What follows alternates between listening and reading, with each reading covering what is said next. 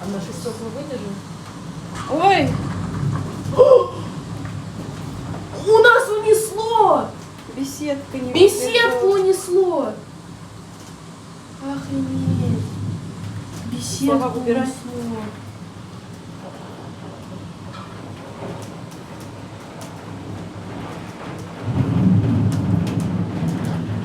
Что мне уже сказать нельзя?